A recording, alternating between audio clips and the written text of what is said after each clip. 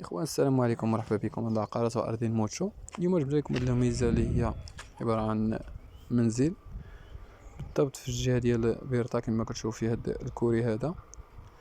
هادي الدخله ديال الدار، فيه الكوري على برا. هادي الدخله الدار، هادي كوزينه كبيره كما كتشوفوا. هاد المنزل هذا فيه 200 متر كما قلت لكم، جا في المنطقه ديال عين الله بالضبط في فيلاج بيرطا. نتوما دابا ندخلوا ان شاء الله الدار لداخل. طلع الدروج، هادي وسط الدار، فيه جوج صالونات كبارين هاهما كما كتشوفوا.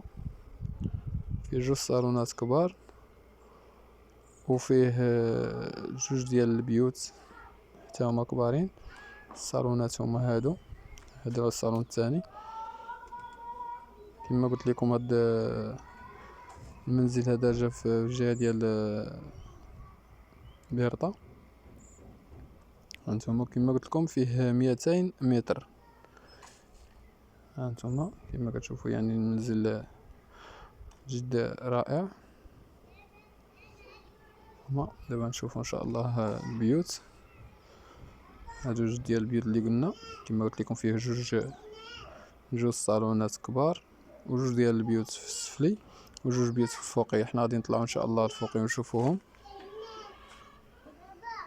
هذا بيت النعاس، وهذا البيت الثاني هو هذا. يعني بيوت كبارين تبارك الله، والدار مشمشه.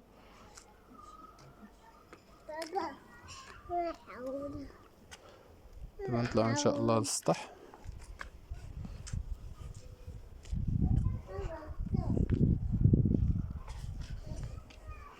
هذه الطلعه ديال الدروج، هي هذه الطلعه ديال السطح.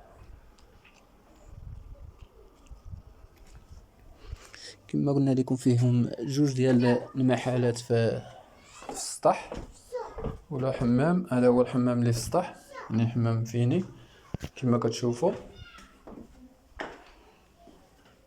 هذه السترة، يعني تقريبا السترة فيها 120 ديال السترة. هادو المحلات.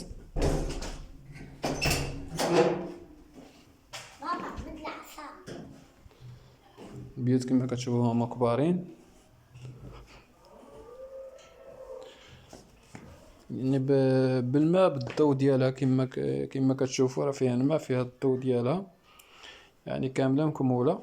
خاصها شويه ديال الاصلاح كما قال بالنسبه للصباغه، وشي شويه ديال الكابس، الانسان اللي غيحلق عليها شي شويه. كما قلنا لكم فيها 200 متر. كتابه عقد بيع محامي. والسلام عليكم ورحمه الله.